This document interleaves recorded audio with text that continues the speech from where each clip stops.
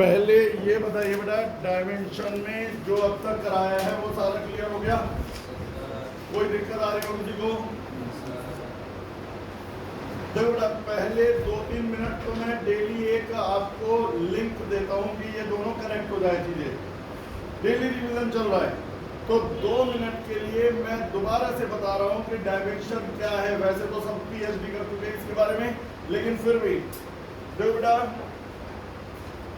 हम लोगों ने सिंबल्स ले रखे हैं। लेंथ का सिंबल है L, मास का सिंबल है बेटा M। आप लोग बताते रहो, टाइम का सिंबल क्या है बेटा? T। टेम्परेचर का सिंबल, टेम्परेचर की अभी जरूरत नहीं पड़ेगी 11th में, करंट की जरूरत पड़ेगी बेटा। करंट का सिंबल क्या है यहाँ पर? A। तो एक बार देख करके बता दीजिए, symbol for length, mass, time, correct. ये सिंबल नहीं कहलाएंगे, आगे से क्या कहलाएंगे? डायमेंशनल फॉर्मूले। जब मैं कहूंगा डायमेंशनल फॉर्मूला फॉर लेंथ, आप कहेंगे L, dimensional formula for mass आप कहेंगे M। तो इन्हें डायमेंशनल फॉर्मूले कहते हैं। पॉइंट नंबर 2, लेंथ का मतलब सिर्फ लेंथ नहीं है। हर वो चीज जिसे स्केल से मेजर कर सके वो एक लेंथ है। डिस्टेंस को आप स्केल से नाप सकते हो तो डिस्टेंस का सिंबल L है। रेडियस को स्केल से मेजर कर सकते हो तो रेडियस का सिंबल भी L है। ब्रेथ को स्केल से, हाइट को स्केल से मेजर कर सकते हो तो इन सब के सिंबल L हैं। तो मेरे बेटा, यदि आपसे कोई कहता है वेलोसिटी का सिंबल बताओ, तो वेलोसिटी का फॉर्मूला क्या है? तो वेलोसिटी का फॉर्मूला है बेटा डिस्प्लेसमेंट अपॉन टाइम। तो वेलोसिटी का डायमेंशनल फॉर्मूला क्या होगा? तो डिस्प्लेसमेंट है L, टाइम है T, तो हमारे पास आ जाएगा LT-1। बस अभी 1 मिनट और फिर इसके बाद आगे की पढ़ाई शुरू। मेरे बेटा, एक्सेलरेशन होता है बेटा मेरे change in velocity upon time. तो एक्सेलरेशन का डायमेंशनल फॉर्मूला वेलोसिटी का तो LT-1, वेलोसिटी का और टाइम का T, तो हमारा हो जाएगा LT-2। LT-2 फोर्स होता है बेटा mass into acceleration, force mass into acceleration. तो फोर्स का डायमेंशनल फॉर्मूला मास का M, एक्सेलरेशन का LT-2, तो MLT-2। वर्क होता है बेटा force into displacement, work is equal to force into displacement. तो वर्क का डायमेंशनल फॉर्मूला होगा फोर्स का MLT-2 और डिस्प्लेसमेंट खुद एक लेंथ है तो ये मल्टीप्लाई होकर के हो जाएगा ML²T-2। एक आखिरी पावर, पावर होती है वर्क अपॉन टाइम। क्या होता है बेटा? पावर। तो वर्क का देख, एक चेन बन रही है, वेलोसिटी पता होगी तो एक्सेलरेशन निकलेगा, एक्सेलरेशन मालूम होगा तो फोर्स निकलेगा, फोर्स मालूम होगा तो बेटा वर्क डन निकलेगा, वर्क मालूम होगा तो पावर निकलेगी। तो पावर है वर्क अपॉन टाइम, तो पावर का डायमेंशनल फॉर्मूला तो वर्क का होगा बेटा ML²T-2 divided by T, time is T। तो ये बन जाता है ML²T-3। ये जब तक डायमेंशन चलेगी रोज के 2 मिनट तो दूंगा। ये तुम्हारे दिमाग के कोने कोने में बस जाने चाहिए। एक बार देख करके बता दो चाहे बिना देखे। वेलोसिटी का, फिर से वेलोसिटी का, एक्सेलरेशन, फोर्स। अब ये सब तो हमें आ गए। अब आता है बेटा, बहुत सारे डायमेंशनल फॉर्मूले मैंने पढ़ाए हैं, ये मेन है जिनका सबसे ज्यादा यूज होता है। जिसका बाई चांस लेट ज्वाइनिंग है बेटा, अच्छा कल ईद के लिए पूरे पीएल पर सारे टीचर्स बंद कर रहे हैं तो ऐसे में कल हम भी ऑफ रखेंगे। लेकिन जिसका जो भी छुटा हुआ है वो मुझे रिक्वेस्ट भेज देना, मैं उनको पुरानी रिकॉर्डिंग भेज दूंगा 3-4 दिन की, तो उससे बिल्कुल सारा रिवाइज हो जाएगा। ठीक है बेटा, आप भी भेज देना, आप भी जिसका भी छुटा हुआ है वो मुझे भेज दो और अपना तैयार करो। अब यहाँ के आगे हमारा असली पॉइंट अब शुरू होते हैं, एप्लीकेशंस ऑफ डायमेंशनल एनालिसिस। ये जो हम लोगों ने डायमेंशन पढ़ी हैं, इनका बेनिफिट क्या है, यूज क्या है? तो बेटा यूज सिखाने के लिए 3-4 यूज हैं, 2 दिन लगेंगे कम से कम। पहला यूज है to convert one system of unit into another. तो आज मैं इसी यूज को शुरू कर रहा हूं। पहले मैं जानना चाहता हूं, कोई बता दे तो 1 जूल में कितने अर्ग होते हैं? How many ergs are there? 10⁻⁷। यदि हम इसको कहें प्रूफ करके दिखाओ, है किसी के पास कोई तरीका? 1 न्यूटन नहीं बताया आप लोगों ने, बिल्कुल सही है। 1 newton is equal to how many dynes? Can you prove it? बस तो यहीं से अब शुरुआत कर देना, दिमाग लगाना शुरू करो। देखो बेटा, सबसे पहले तो ये सुनो, आपके इस चैप्टर में कई सिस्टम हैं जो यूज होंगे। सबसे पुराना सिस्टम था सीजीएस सिस्टम, एमकेएस सिस्टम, सबसे लेटेस्ट है एसआई सिस्टम, बीच में आया एफपीएस सिस्टम। पुराने जमाने में सिर्फ 3 क्वांटिटी मानी जाती थी, लेंथ, मास और टाइम। अच्छा गला थोड़ा बैठा हुआ है, कल आराम मिल जाएगा। 90% तो कल से आज मिल गया। कल तो बच्चों को पता ही नहीं चला मेरे साथ क्या ट्रेजेडी हुई भी थी। पढ़ाई में कोई अंतर लगा था आप लोगों को? नहीं लगा ना? मेरे साथ ट्रेजेडी हुई, मेरे को हो गया था कल दोपहर बहुत तगड़ा जुकाम। मैंने खाली गोली, अब बता रहा हूँ, कल नहीं बताया, एविल 50। यदि कोई जानता है इस मेडिसिन के बारे में तो ये एलर्जी को एकदम सही तो कर देती है, जुकाम काम रोक देती है, लेकिन ड्रॉजीनेस इतनी तगड़ी होती है कि दिमाग सो जाता है, दिमाग सो जाता है बिल्कुल। तो मुझे नहीं पता था कि कौन क्लास में बैठा है कौन नहीं, मशीन की तरह काम कर रहा था शरीर। लेकिन चलो आज बिल्कुल फिट फॉर हूँ, बस गले में थोड़ी सी प्रॉब्लम बाकी है, कल तक सही कर लूंगा। तो मेरे बेटा पुराने जमाने में 3 ही क्वांटिटीज का पता था, लेंथ, मास और टाइम। सीजीएस सिस्टम में लेंथ की यूनिट को कहा गया था सेंटीमीटर, मास की यूनिट को ग्राम, टाइम की यूनिट को सेकंड। तो वो लोग कहते थे कि बेटा 3 यूनिट होती है, लेंथ की यूनिट सेंटीमीटर, मास की यूनिट ग्राम, टाइम की सेकंड, तभी वो बना सीजीएस। दूसरा सिस्टम था एमकेएस, एमपीएस नहीं है ये। कौन सा है सिस्टम ये? तो लेंथ की यूनिट थी मीटर, मास की किलोग्राम, टाइम की सेकंड, तो एमकेएस। एफपीएस, एफपीएस सिस्टम था फुट, पाउंड और सेकंड। मेरे बेटा हमारे इंडिया में एक अलग ही सिस्टम था जिसमें तोला, मासा, रत्ती वगैरह होते थे। आज भी गोल्ड लेने जाते हैं, 2 तोले की चेन दे दो, 10 तोले की चेन दे दो। डायमंड लेने जाते हैं, 2 रत्ती का डायमंड दे दो। अलग अलग कंट्री अलग अलग यूनिट यूज करती थी। मैं तब की बात कर रहा हूं जब इंटरनेशनल ट्रेड शुरू नहीं हुआ था। लोगों को नहीं पता था कि कोई और कॉन्टिनेंट भी है, लोगों को नहीं पता था कि कोई और जगह भी होती है या किसी और तरह के लोग भी होते हैं। बस उन्हें ये मालूम था यही मेरा कंट्री है, यही सब कुछ है। तो हर कंट्री ने नापने के लिए अलग अलग यूनिट बनाई। यूनिट क्या है? Unit is just a comparison. मैं अभी एक यूनिट बना सकता हूं। मैंने कहा इस पेन की लेंथ 1 यूनिट है, 1 अमित। पेन की लेंथ है 1 अमित, यूनिट तैयार। तुमसे कोई कहे इसकी हाइट बताना, 1 अमित, 2 अमित, 3 अमित, 4 अमित, 4 अमित विड्थ। लेंथ बताना 1 अमित, 2 अमित, 3 अमित, 4 अमित, 5 अमित, 6 अमित वगैरह वगैरह, 10 अमित। तो इसकी लेंथ हो गई 10 अमित, ब्रेथ हो गई 4 Amit, area length into breadth 40 Amit square. Unit क्या है? किसी एक चीज को पकड़ लो और सारे उससे कंपैरिजन करने लगो। तो हर कंट्री ने पहली बार यूनिट मनमर्जी से बनाई। भाई मेरा रोज का एक पैट डायलॉग, ये तो है नहीं जमीन में खुदाई हुई एक रॉड निकली कि ये 1 मीटर है। हर आदमी ने, हर कंट्री ने अपने हिसाब से डिसाइड किया। तो मान लीजिए इंडिया वालों ने, वो अमेरिका वालों ने एक इतनी बड़ी रॉड ली और कह दिया कि ये 1 मीटर है। जब आप कहते हो 4 मीटर, यानी वो जो रॉड उनके पास है उसका 4 टाइम्स।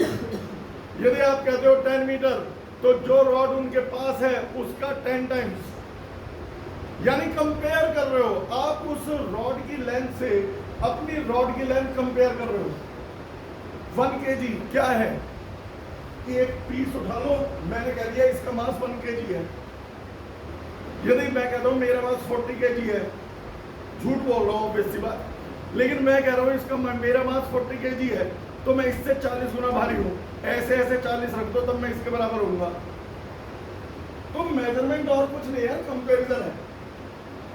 तो सीजीएस वालों ने इतनी सी रॉड उठाई और कह दिया ये 1 सेंटीमीटर, इसका डबल है तो 2 सेंटीमीटर, ट्रिपल है तो 3 सेंटीमीटर, 4 टाइम्स है तो 4 सेंटीमीटर।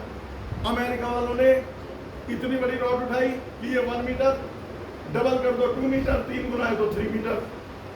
ब्रिटेन वालों ने इतनी रॉड उठाई 1 फीट, डबल कर दिया 2 फीट, ट्रिपल कर दिया 3 फीट। तो बताओ मेजरमेंट है क्या, मेजरमेंट आखिर है क्या, कंपैरिजन। आज भी पता है पहले क्या होता था, हर कंट्री में अलग यूनिट होने के कारण बड़े लफड़े होते थे। जब इंटरनेशनल ट्रेड शुरू हुआ उस समय ब्रिटेन में चल रहा था FPS system, foot pound second.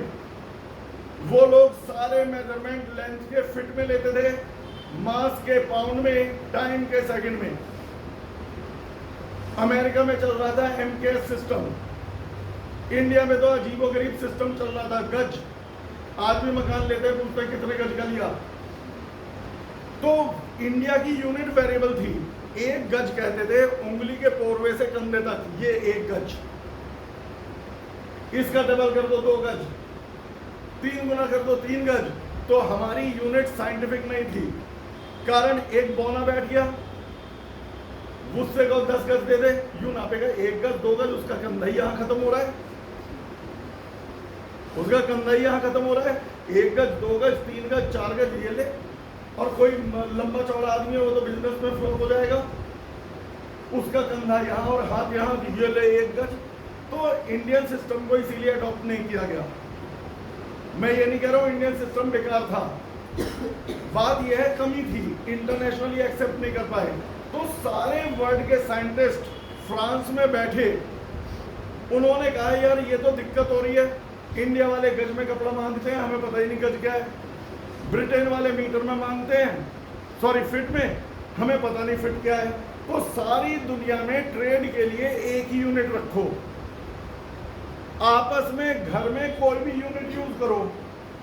Britain वाले जमीन की लेंथ फिट में नाप लो, हमें कोई दिक्कत नहीं, लेकिन जब दूसरी कंट्री से कुछ मंगाओगे तो एसआई सिस्टम में मंगाओगे। तो एसआई सिस्टम जो है इंटरनेशनल स्टैंडर्ड्स पर बेस्ड है, और ऑल ओवर वर्ल्ड जो ट्रेड होता है वो इसी सिस्टम पर होता है। ये सब ओल्ड सिस्टम्स हैं, ये लेटेस्ट सिस्टम है एसआई सिस्टम। तो एमकेएस में लेंथ की यूनिट क्या थी, अब देख के बता दो बोलो जल्दी से। मास की, टाइम की, सीजीएस में लेंथ की, मास की, टाइम की, और एफपीएस में लेंथ की, मास की, टाइम की। अच्छा, साइंटिस्ट चाहते थे जब सारे साइंटिस्ट बैठे तो हम मारपिटाई होने को तैयार, मेरी वाली यूनिट सारे वर्ल्ड यूज करो, मेरी वाली यूनिट यूज करो। ब्रिटेन का उस समय आधी दुनिया में राज था, ब्रिटेन कह रहा फिट लेंगे, फिट लेंथ की यूनिट इंडिया में, मतलब पूरे वर्ल्ड में जो भी कोई सामान मंगाएगा लेंथ बताएगा, फिट में बताएगा। भाई साहब उस समय जो हमारे इंडियन साइंटिस्ट थे उन्होंने कहा कि भाई इस यूनिट बनाने के लिए कुछ शर्तें रख लो। Unit should be neither too large nor too small, ना तो इतनी छोटी यूनिट होगी ना अपना मुश्किल हो जाए। तुम बताओ मैं इतनी सी यूनिट बना दूं, ये है 1 अमित, इतनी सी। अब मैं कह रहा हूं कमरे की लेंथ नाप, इतना सा स्केल लेके बैठे हुए हैं बालक, 1 अमित, 2 अमित, 1000 अमित, 2000 अमित, 3000 अमित। और ना इतनी बड़ी होनी चाहिए कि मेरठ से मतलब कचहरी से बेगमपुर तक की रोड दे दूं, ये है 1 अमित, जा नाप ले। कमरे में नापने जा रहा है, कमरे में वो घुसी नहीं रही। तो साइंटिस्ट बोले कि भाई यूनिट ना तो बहुत बड़ी हो ना बहुत छोटी, ऐसी यूनिट एक्सेप्ट करो। तो आखिरी में जीता कौन, एसआई सिस्टम, जो सारे वर्ल्ड ने एक्सेप्ट किया। आज भी international bureau of weights and measurement Paris में है, जहां उस समय की बनाई हुई यूनिट्स रखी हुई है। उन्होंने एक रॉड रख रखी है जिसको कहते हैं 1 मीटर। सारी दुनिया उसी से नापती है। जब सारी दुनिया कहती है ना 1 मीटर की रॉड, तो वो उसी से कंपैरिजन करते हैं। वहां एक प्लेटिनम इरिडियम का सिलेंडर रखा है जिसका मास है 1 kg। सारी दुनिया उसी के बराबर मास बनाती है। प्लेटिनम इरिडियम ही क्यों, उन्होंने सारे यूनिट बना के रख दिए थे। ये रॉड है 1 मीटर की, ये मास है 1 kg का, ये भला टिका। सारा रखने के बाद उन्होंने ये कहा था कि ऐसा मटेरियल होना चाहिए जिसमें ना रस्टिंग हो। पता चला उन्होंने 1 मीटर की रॉड रखी, 10 साल बाद बारिश से या किसी भी कारण से, नमी से, वो मॉइस्चर से रस्ट होकर के खराब हो गई। ना रस्टिंग हो, ना ब्रेक हो, ना आसानी से मेल्ट हो। तो ऐसी मटेरियल थी प्लेटिनम इरिडियम। ना तो आसानी से मेल्ट होती है, ना उसमें कभी रस्टिंग होती है, ना ऑक्सीडेशन से खराब होती है। उसकी लाइफ करीब 5 से 9,000 साल होती है। तो उन्होंने वो बना के रख दी। तो आज भी लेंथ की यूनिट को मीटर माना जाता है, मास की किलोग्राम और टाइम की सेकंड। यानी एमकेएस सिस्टम की तीनों यूनिट एक्सेप्ट कर ली। हाँ, बाद में इन्होंने कुछ और क्वांटिटीज जोड़ी। बाकी सिस्टम में 3 ही चीजें नापते थे, लेंथ, मास, टाइम। लेकिन इन्होंने और भी चीजों को नापना शुरू किया, जैसे करंट की एसआई यूनिट है एम्पियर। याद रहे, एमकेएस सिस्टम में करंट के लिए कोई यूनिट नहीं थी। एफपीएस में, सीबीएस में कोई यूनिट नहीं थी। ठीक है बेटा। फिर इसके बाद टेम्परेचर की यूनिट है केल्विन।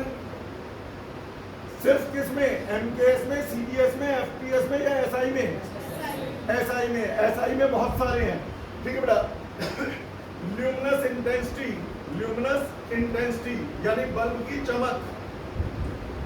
जैसे ट्यूबलाइट की ब्राइटनेस नापनी है, मैं कह रहा हूँ ये ट्यूबलाइट इस वाली ट्यूबलाइट से संबंध है। इस ट्यूबलाइट की ब्राइटनेस इस टीवी की ब्राइटनेस से बहुत डबल है। तो भैया डबल फबल कुछ नहीं चलता, कितनी है? तो वो हम लोगों ने ब्राइटनेस नापने की भी यूनिट बनाई, जिसे बोलते हैं कैंडेला के बारे में भी एक इंपॉर्टेंट फैक्ट है। पता है, ये सारी यूनिट्स की डेफिनेशन सिलेबस में है, धीरे धीरे आएंगी। मैंने कहा था मैं बुक्स की सीक्वेंस फॉलो नहीं करता, लेकिन चैप्टर जब पूरा होता है तो सारी की सारी कवर हो जाती है। तो कैंडेला ब्राइटनेस नापने की यूनिट अचानक आई थी, बाद में उसे मॉडिफाई किया गया। जो एक सबसे बड़ा चर्च है यरूशलेम में, उस चर्च में हमेशा एक प्रॉपर मेथड से कैंडल बनाई जाती थी। प्रॉपर थिकनेस का थ्रेड डाला जाता था, जिससे हर बार ब्राइटनेस सेम हो। वो कैंडल्स वहां जलती थी। उसकी ब्राइटनेस को हमने पहले कहा 1 कैंडेला। यदि कमरे में 2 कैंडल जला दी, 2 कैंडेला। 3 जला दी, 3 कैंडेला। बाद में डेफिनेशन बदल गई है। आज मैं यदि कहता हूं कि मेरी ट्यूब की ब्राइटनेस 40 कैंडेला है, यानी बेटा वहां चर्च से लाके 40 कैंडल जला दो या मेरी अकेली ट्यूब लाइट जला दो, बराबर ब्राइटनेस होगी। नहीं समझ में आ गया? आ रहा है? इसी तरह से यदि बेटा समझ गए होंगे, मैंने कहा कि बेटा इस लाइट की ब्राइटनेस 2 कैंडेला है, यानी तो ये। फिर इसके बाद एंगल और सॉलिड एंगल नाम से 2 क्वांटिटीज की और यूनिट बनाई गई। सब पे विस्तार में चर्चा होगी धीरे धीरे। ये टॉपिक ना बच्चों को बड़े बोरिंग लगते हैं। अभी मैं डायमेंशन के यूज पर पहुंचूंगा, लेकिन उसके लिए बेस बनाना जरूरी है। बच्चों को ये रटवा दिए जाते हैं। यदि आप इनकी थोड़ी सी हिस्ट्री साथ में लेकर के चलो तो बड़े इंटरेस्टिंग टॉपिक है। तो बाद में 2 यूनिट और जोड़ी गई, एंगल की रेडियन और सॉलिड एंगल की स्टेरेडियन। ये सब आपकी शीट में प्रिंटेड है, कुछ भी देखने की, पलटने की, नोट करने की जरूरत नहीं है। तो पहले देख करके बता दो। अभी ये याद भी ना हो कोई बात नहीं, बस ये याद रख सिस्टम कौन कौन से हैं। एफपीएस, सीजीएस, एमकेएस, मेन यही है। इंडिया वाला नहीं चलता, गज, तोला वो नहीं चलते। तो मेरे बेटा यहाँ पर सीजीएस में लास्ट बार बताओ, फिर मैं आगे बढ़ रहा हूँ। सीजीएस में लेंथ की यूनिट, मास की यूनिट, टाइम की यूनिट, और ऑब्वियसली झूठी कसम खा के कह रहा हूँ, लास्ट बार पूछ रहा हूँ कि मैं टाइम की यूनिट। अच्छा, एमकेएस में लेंथ, लेंथ मास, ये बहुत बढ़िया बात रही, गजब। नंबर 1 आंसर, लेंथ यूनिट, मास की, टाइम की। अच्छा, फिर इसके बाद एफपीएस, एफपीएस में लेंथ की, मास की और टाइम की। सी एसआई में भी बस 3 ही पूछूंगा, आगे की अभी यूज नहीं होनी, तो अभी हम इनकी बात नहीं कर रहे, इनकी बात करेंगे 3 दिन बाद। लेंथ की मतलब एमकेएस है, ये एसआई सिस्टम 3 देखी जाए तो एमकेएस ही तो है। अब बात आती है डायमेंशंस की हेल्प से यूनिट निकालना और यूनिट को छोटा बड़ा करना। अच्छा, मैं एक पॉइंट पूछ लूं, क्यों मेरी आदत है ये चेक जरूर कर लेता हूं बच्चों की दिमाग में है कितना, पता चला जो पढ़ा हुआ है वही पढ़ा रहा हूं। कोई बताएगा 1 किलोमीटर में कितने नैनोमीटर होते हैं? दिमाग लगाओ। 1 kilometre is equal to how many nanometre? यदि नहीं पता हो तो 2-3 मिनट लगेंगे, सिखा दूंगा, कभी नहीं भूलोगे। 10 rays power minus 10 rays power 12 minus 9 minus 6 10 rays power 12। देखो बड़ा सही आंसर है 12, लेकिन अब इसका तरीका सिखा रहा हूं। कोई बात नहीं, गलती यार। एक बात बता, सारा पता होता तुम लोगों को तो हमारे पास क्या घास छील रहे हो? कई मास्टर यूं कहते हैं ना, मैं तुझे ये भी नहीं पता कि हाँ जी नहीं पता तभी तो बैठा हुआ हूं। यदि सारा पता होता तो घर पे नहीं बैठा होता। नहीं पता तो कोई शर्माने की बात नहीं है, आपस में ठीक है। कोई डॉक्टर के पास जाके शर्माने लगे, सर डॉक्टर साहब मैं बीमार हो गया, बावले बीमार नहीं होता तो आता क्यों? तो चलिए मैं आपको बता रहा हूं हमारे पास दिक्कत क्या थी। हमने मीटर इतनी बड़ी बना दी, कई जगह इतनी बड़ी यूनिट हमें नहीं चाहिए, हमें चाहिए छोटी यूनिट, हमें चाहिए बड़ी यूनिट। कोई कहे मेरठ से, देख यूनिट छोटी बड़ी, पता है यूनिट सही होना बहुत जरूरी है। कोई पूछे मेरठ से दिल्ली की डिस्टेंस कितनी है, मैंने कहा 10⁻17 नैनोमीटर। भाई साहब इतनी बड़ी दूरी को नैनोमीटर में नापोगे? या कोई कहे इस पेन का मास कितना है, 0.075 टन। तो छोटी सी चीज के लिए टन यूज कर रहे हो, जो बड़ी क्वांटिटी है उनके लिए बड़ी यूनिट यूज करो। जब आप अर्थ से सन की डिस्टेंस नापते हो तो आप बड़ी बड़ी यूनिट यूज करो, लाइट ईयर हो गया, ये हो गया, किलोमीटर हो गए। मेरठ से दिल्ली की डिस्टेंस नापते हो, किलोमीटर यूज करो। पेन की लेंथ नापते हो तो मीटर यूज करो। बाल की थिकनेस नापते हो तो मिलीमीटर या उससे नीचे माइक्रोन में चले जाओ। तो दिक्कत क्या थी, हमें कभी तो छोटी यूनिट चाहिए, कभी बड़ी यूनिट चाहिए।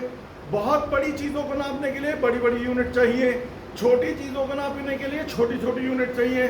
तो क्या हम छोटी बड़ी इतनी सारी यूनिट बनाए? तो हमने बनाए प्रीफिक्स। प्रीफिक्स क्या है? प्रीफिक्स यूनिट से पहले लिखा जाता है और यूनिट से पहले लिखते ही वो यूनिट को बदल देता है। इसमें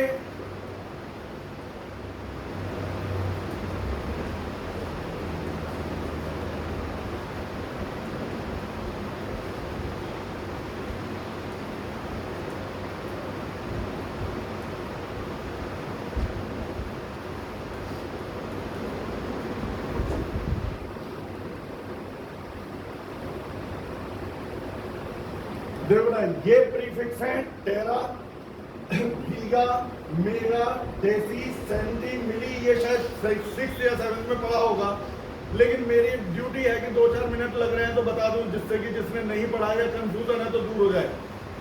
टेरा, giga, mega, deci, centi, milli, micro, nano, pico, femto, atto. इसके अलावा और आती है एंगस्ट्रॉम वगैरह। पहले मैं इतनों को समझा दूं।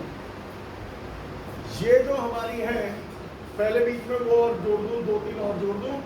यहाँ के बाद किलो हेक्टर डेका भी ले लेते हैं। यहाँ पर किलो हेक्टर, सारी लिस्ट कंप्लीट कर देते हैं। Kilo hectare Deka.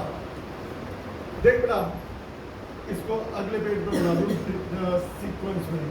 नेक्स्ट एक बार सुनना बेटा, टेरा, गीगा, मेगा, किलो, मैं सीक्वेंस चेंज कर रहा हूं, है वही, ठीक है बेटा।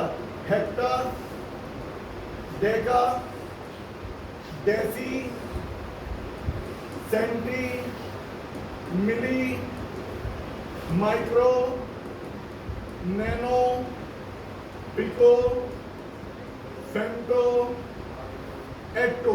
अब आप जरा एक चीज ध्यान दीजिए, इन तीन को और इन तीन को अलग कर दीजिए। ये होता है 10 की पावर 1, 10 की पावर 2, 10 की पावर 3। ये होता है बेटा 10 की पावर -1, 10 की पावर -2, 10 की पावर -3। इसके बाद तीन का डिफरेंस है, 10⁻⁶, 10⁻⁹, 10⁻12। पहले 1 का डिफरेंस 1 2 3 6 9 12। यहां पहले 1 का डिफरेंस, फिर इसके बाद 10⁻⁶, -9, -12, -15 और -18 पावर। यदि आप कहते हो 1 किलोमीटर, किलो का मतलब है 10 की पावर 3, 1 किलोमीटर का मतलब है 10⁻³ मीटर, यानी 1000 मीटर। गौर से सुन रहे हो? मैं कहूं 1 मेगावाट, मेगा देख के बताओ, 1 मेगावाट 10⁻⁶ वाट यानी 10 लाख वाट। 1 नैनोमीटर, नैनो देखो, कोई बात नहीं, देखना पता है, रखना मत, इसकी लिस्ट बना करके अपनी बुक में या रजिस्टर में रख लेना, देखना करना, देखना करना, 10 बार देखोगे खुद याद हो जाएगा।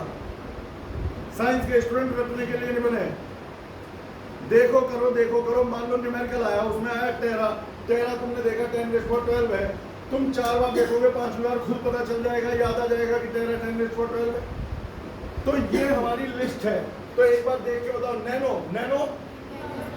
अच्छा, अब आप कहेंगे कि सर जो अभी आपने पूछा था वो सॉल्व कैसे करें? बेटा सॉल्व करा जाता है ब्रैकेट माइनस ब्रैकेट से। जैसे किसी ने कहा 1 gigawatt is equal to how many kilowatt. मैं आसान तरीका बता रहा हूं, तो आप लिखिए 1 × 10⁻⁻, ब्रैकेट माइनस ब्रैकेट। अब आप गौर से देखना, 3 एग्जाम्पल में पक्का है। 1 गीगावाट हाउ मेनी किलोवाट, पहले क्या है गीगा, फिर क्या है किलो। गीगा और किलो देख के बताओ, गीगा 10⁻⁹, किलो 10⁻3। गीगा क्या था 10⁻9 और किलो था 10⁻3। गीगा की पावर माइनस किलो की पावर, तो ये आ जाएगा 1 × 10⁻6 किलोवाट। मैं कहता हूं, अभी याद समझ में नहीं आया, कोई बात नहीं, 3 के बाद सारे आप बताओगे। 1 picometre is equal to how many centimetre.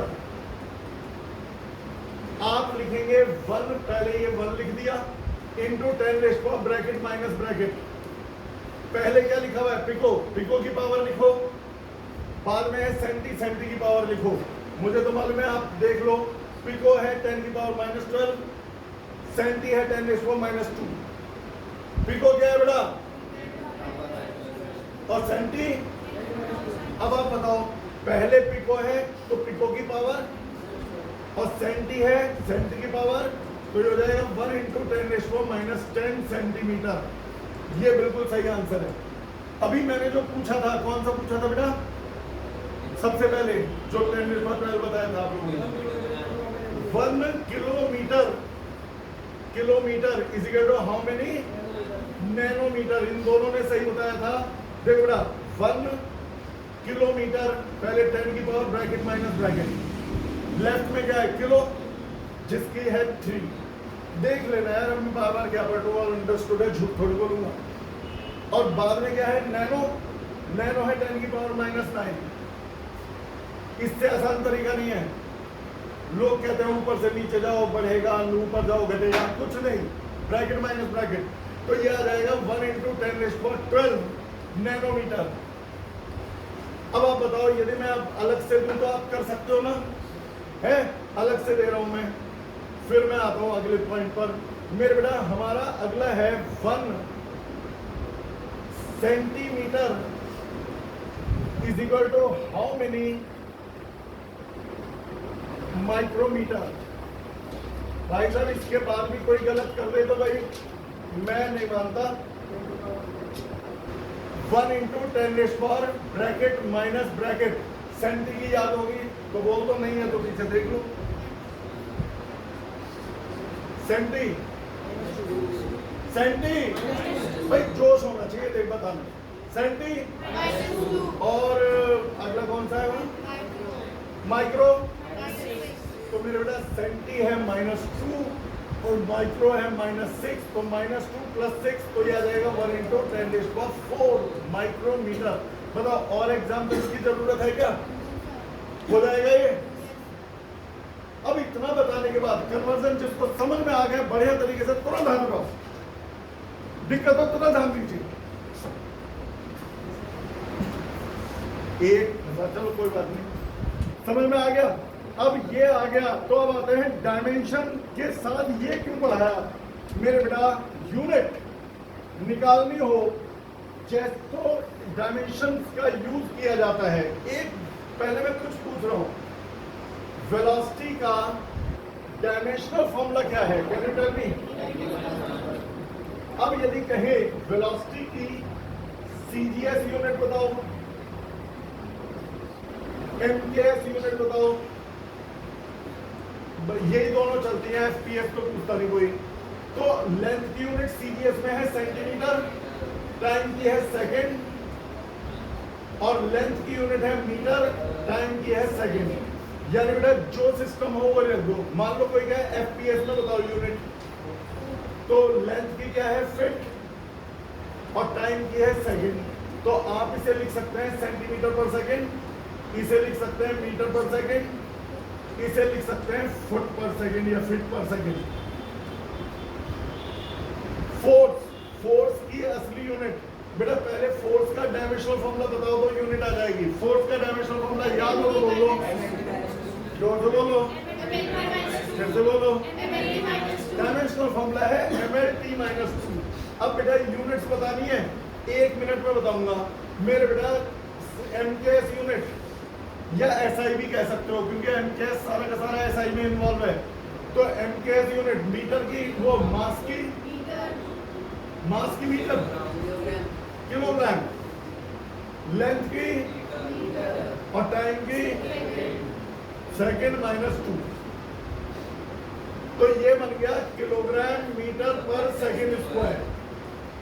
CGS unit बोलो बेटा, ग्राम सेंटीमीटर सेकंड -2, यानी कि बेटा ग्राम सेंटीमीटर पर सेकंड स्क्वायर।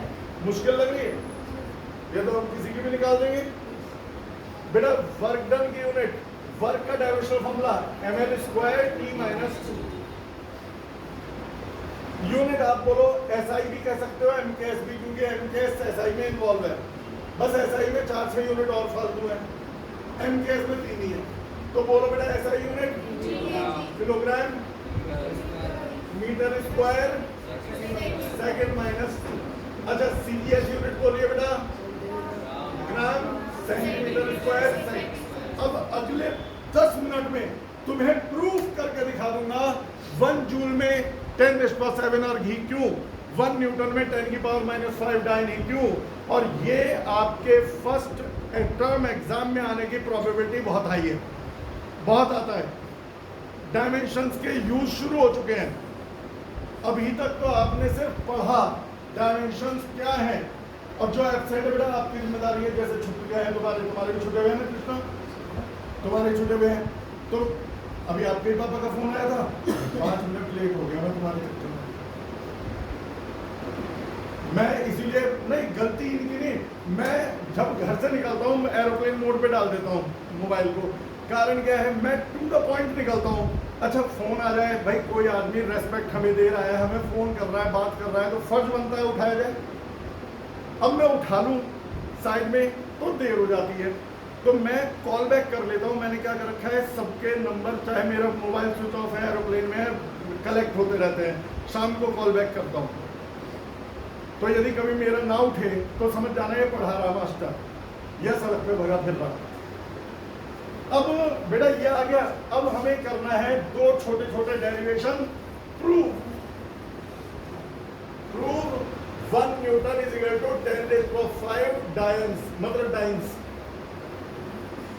आपको प्रूव करना है कि 1 न्यूटन इज इक्वल टू 10⁵ कईयों के मुंह से अभी भी डायन निकल रहा है। कोई बात नहीं, समझ में आ जाएगा। अब देख स्टेप सीखना बेटा, स्टेप सीखना। आज एब्सेंट कौन है? नकुल, उसको तो मैंने नोट कर दी। बेटा आप लोग ना जब एब्सेंट हुआ करो, मैं आपसे भी कह रहा हूँ, एब्सेंट हुआ करो, मुझे बता दिया करो कि जिससे मैं वीडियो सेंड कर दूँ, रिकॉर्ड कर लूँ। पता चला किसी दिन मैं रिकॉर्ड करना ही भूल गया। रिकॉर्डिंग वैसे मैं सारी रखता हूँ, लेकिन भेजूंगा ऑन डिमांड। अदरवाइज वही होता है, अरे आज नहीं जा रहे, वीडियो तो भेज ही देगा ये बाबला, आज मन नहीं कर रहा, धूप हो रही है और टीचर बेवकूफ है। खैर, proof 1 newton is equal to 10⁵ dyne. Second last derivation है आज का, इसके बाद खत्म। कल भी एप्लीकेशन चलेगी बेटा, कल का मतलब नेक्स्ट वर्किंग डे, परसों। मेरे बेटा पहले बताओ न्यूटन किसकी यूनिट है? फोर्स। तो आप लिखे फोर्स का डायमेंशनल फॉर्मूला, तरीका भी देख लेना। अबे यार बस तुम सही कह रहे हो, ज्यादा जोश में आ गया था मैं। MIT-2 जिसकी यूनिट है पहले उसका डायमेंशनल फॉर्मूला लिख दो। अब इसकी SI यूनिट लिखो। SI यूनिट खुद बताओ, किलोग्राम। देख हेल्प कर दो तो अभी तैयार हो जाएगा, घर जाके देखना भी मत, लिखे हुए नोट्स में है। मीटर, अच्छा CGS यूनिट, ग्राम। ऐसा बेटा असलियत में फोर्स की यूनिट न्यूटन नहीं थी, फोर्स की SI यूनिट थी किलोग्राम मीटर सेकंड -2। लेकिन इसे इतनी बड़ी यूनिट को बार बार बोलना प्रैक्टिकली पॉसिबल नहीं था। अभी मैं कहता हूं force of 10 newton is applied, फिर मैं बोलता force of 10 kilogram metre second -2 is applied. तो जब साइंटिस्ट ने देखा कि यूनिट कुछ ज्यादा बड़ी हो रही है, तो इस पूरे को लिख दिया उन्होंने न्यूटन और इसे लिख दिया डाइन। तो न्यूटन तो एक साइंटिस्ट थे, वो कोई यूनिट थोड़ी थे। मैंने कहा ये पेन को यूनिट बनाना है तो पेन से नाप दो, तो न्यूटन को क्या यूनिट बना दिया, न्यूटन को लौटा के कहा कि यहां से यहां तक 1 न्यूटन। न्यूटन तो एक साइंटिस्ट थे, तो उन्होंने इतनी बड़ी यूनिट को छोटा करने के लिए इसे न्यूटन कह दिया। तो जब भी आप लिखते हो न्यूटन, उसका मतलब होता है किलोग्राम मीटर सेकंड -2।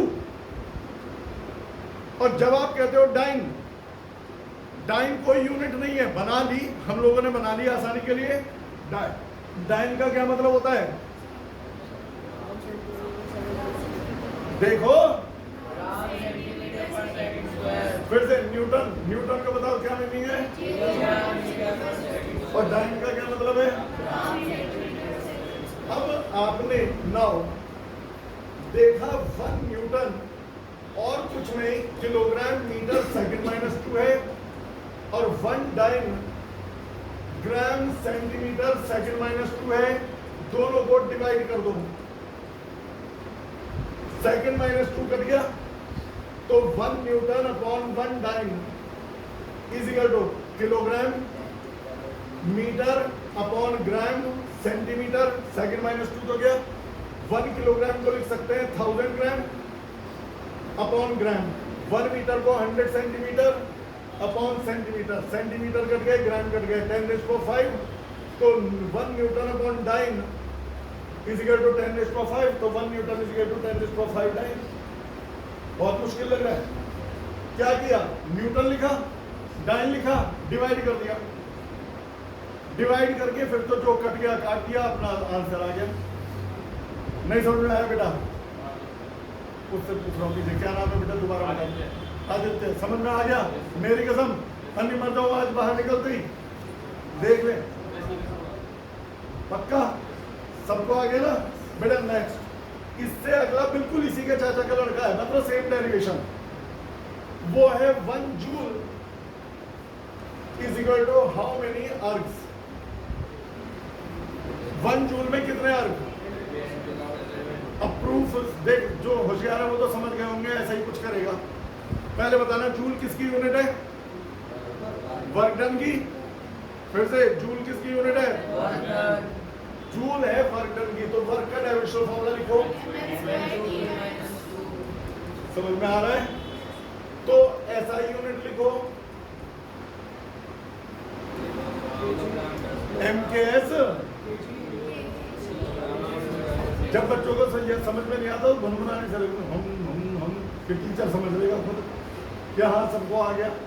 बोलो बेटा, क्या है इसकी? किलोग्राम सीजीएस यूनिट ग्राम। अब फिर वही वाली कहानी, हम तो कहते हैं वर्क यूनिट जूल है, असली यूनिट ये है kilogram metre square second minus 2। इसे शॉर्ट नेम देने के लिए जूल कह दिया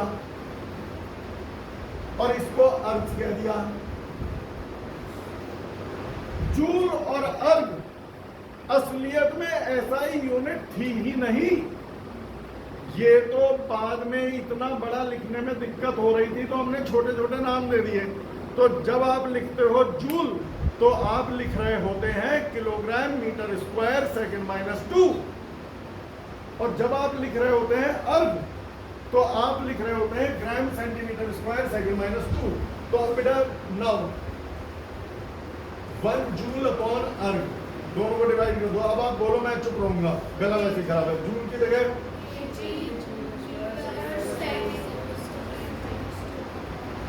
divided by gram centimetre square second minus 2। Kilogram को क्या लिखोगे? 1 जूल अपॉन अर्ग। किलोग्राम को लिखेंगे 1000 ग्राम अपॉन ग्राम, और मीटर को 100 सेंटीमीटर अपॉन सेंटीमीटर, तो 100 सेंटीमीटर का स्क्वायर डिवाइडेड बाई सेंटीमीटर।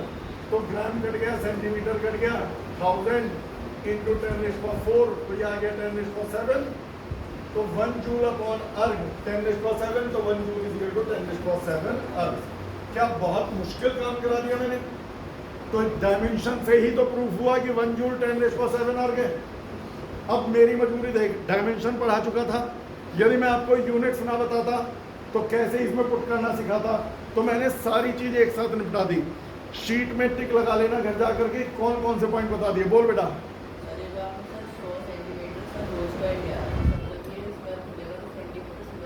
हाँ बेटा, नीचे भी स्क्वायर ही है, ये मैंने लिखने में छोड़ दिया, वो सेंटीमीटर स्क्वायर ही है। ठीक है बेटा, कोई और कंफ्यूजन? तो शीट पे ना जो मैं पढ़ाता रहा, मैंने कहा ना शीट के सीक्वेंस फॉलो नहीं करता, जो पढ़ाता रहा टिक लगाते रहा करो। जो टिक नहीं लगा इसका मतलब वो पढ़ाना बाकी है, और जो टिक लग गया वो हो चुका। कोई डाउट बेटा? आपको बेटिया, आपको कोई पूछना है? आपको पूछना है बेटा? आपको नाम क्या बेटिया आपका? ओजस्विनी। बच्चे अब इतने टिपिकल नाम रखने लगे मुझे। आपका शाश्वत। एब्सेंट कौन है? स्वास्तिक। सबसे छोटा नाम किसका है हमारे यहाँ? है आरव। वैसे कृष्णा भी छोटा ही नाम है। और सबसे बड़े नाम की वो हो तो कौन जीतेगा? क्या नाम बेटा?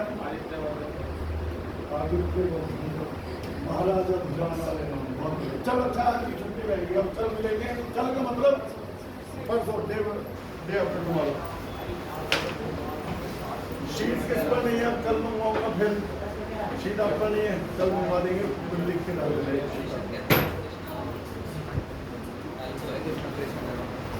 उसे कैसे छोड़ा यार? क्या हुआ?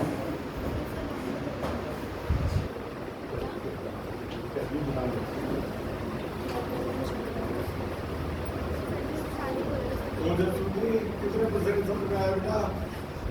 कनीशा फर्स्ट आ गई। आप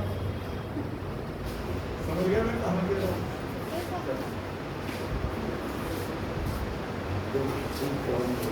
अपना नेम याद है? मैं जब आपसे कुछ नहीं आता और कुछ बता देना